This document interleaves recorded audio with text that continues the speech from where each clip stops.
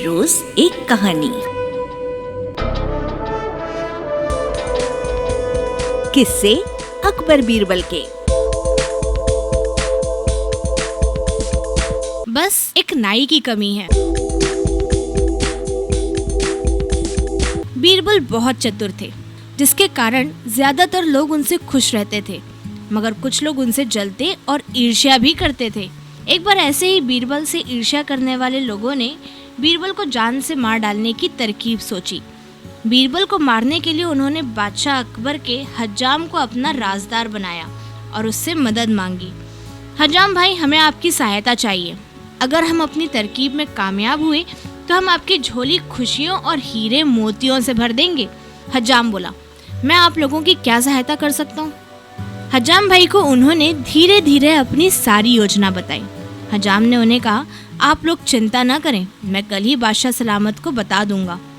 दूसरे दिन बादशाह के बाल काटते हुए हज्जाम ने कहा, आलमपना, मैं अक्सर सोचता हूँ कि निसंकोच कहो। क्यों रुक गए? अकबर ने कहा, सोचता हूँ कि आपको अपने दिवंगत पुरखों के बारे में कुछ सोचते ही नहीं है। हज्जाम ने बातचीत शुरू करी।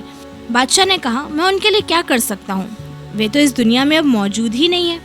मगर हुजूर, किसी को स्वर्ग भेजकर उनकी राजी खुशी जानी जा सकती है।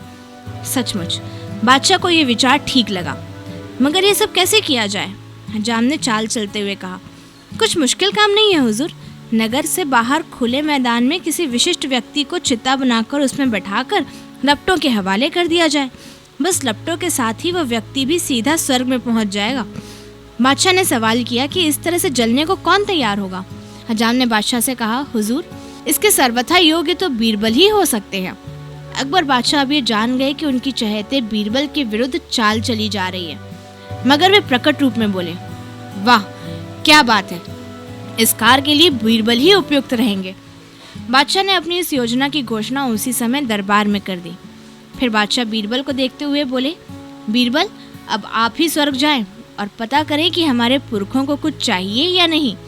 बीरबल ने आश्चर्य से कहा, जहांपना, आपको ये चमत्कारी विचार सूझा कैसे? अकबर ने कहा, ये विचार हमें नहीं सूझा, ये सुझाव हमें हमारे हज्जाम ने दिया। अब बीरबल बादशाह के इस इशारे को समझ गए और उन्होंने मन ही मन उस हज्जाम को इस हरकत का मजा चखाने की ठान ली।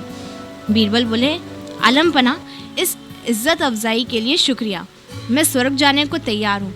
जाहिर है मुझे कुछ दिन वहाँ ठहरना पड़ेगा, इसलिए जाने से पहले परिवार के लिए कुछ इंतजाम करना पड़ेगा। कृपया करके मुझे कुछ दिनों के लिए अवकाश दे दें। अकबर ने बीरबल की छुट्टी मंजूर की और इसी दौरान चिता तैयार करने का हुक्म दे दिया।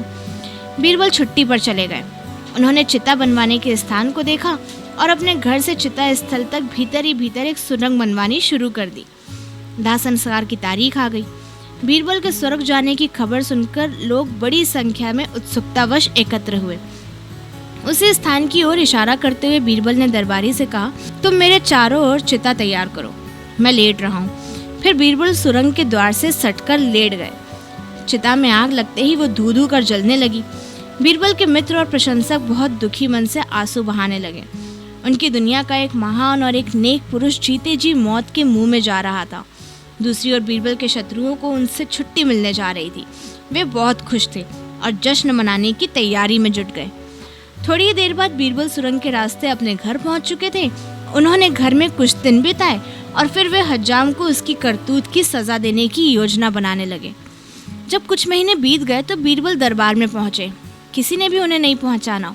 अकबर जान गए और मन ही मन बहुत खुश हुए और सोचने लगे, बीरबल सही सलामत है।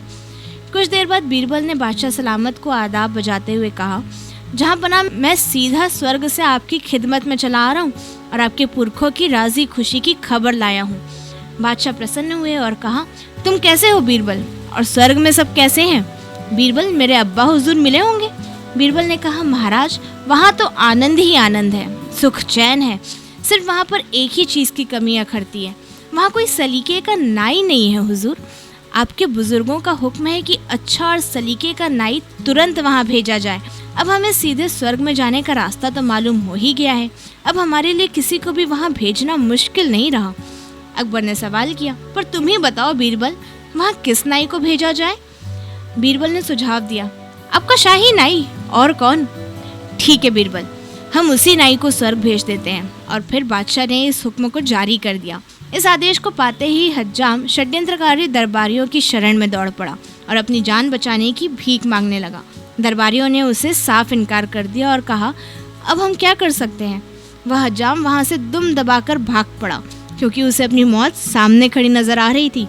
और फिर वह कभी भी अकबर के दरबार में नजर नहीं आया। इसी बीच उसके माता पिता भी आ पहुंचे और बीरबल ने उन्हें सारा समाचार कह सुनाया। प्रस्तुति लिब्रा वेलफेयर सोसाइटी।